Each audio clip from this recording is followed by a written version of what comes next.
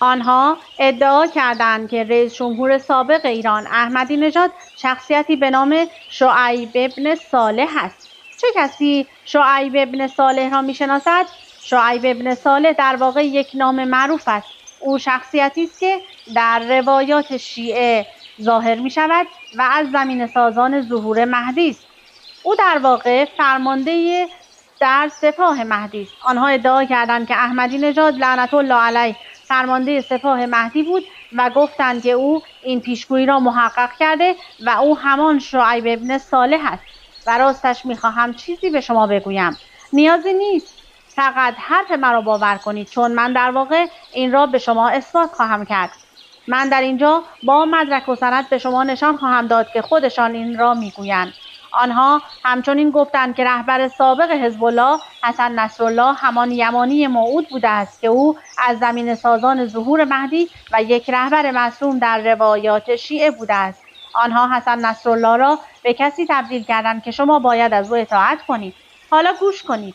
میدانم که شما در حال حاضر پیش خود فکر میکنید اوه این خنده‌دار است، اما این اصلا خنده‌دار نیست. این در واقع یک فاجعه بزرگ است، زیرا این همان روشی است که سیستم در ایران توانست از طریق آن میلیون‌ها میلیون شیفته بیگناه، شریف و خوب اهل بیت را شستشوی مغزی دهد، دچار عذاب وجدان کند.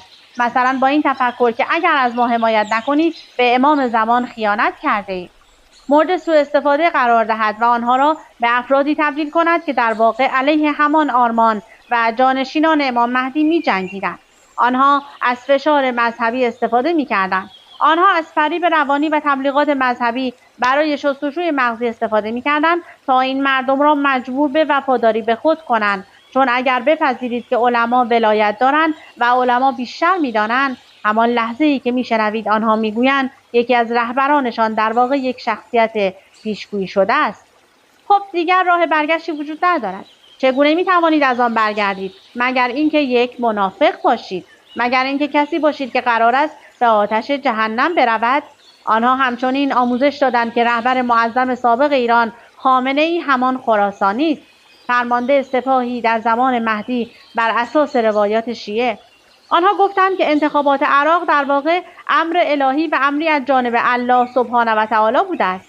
آنها گفتند که عالم شیعه محمد باقر حکیم همان نفس زکیه است، شخصیت خاصی که پیشگویی شده بود پیش از ظهور مهدی کشته خواهد شد. نفس زکیه یعنی همان روح پاک. آنها گفتند این عالم همان روح پاک است. بنابراین آنها در واقع آمدند و پیشگویی‌ها و سخنان محمد و آل محمد را مانند یک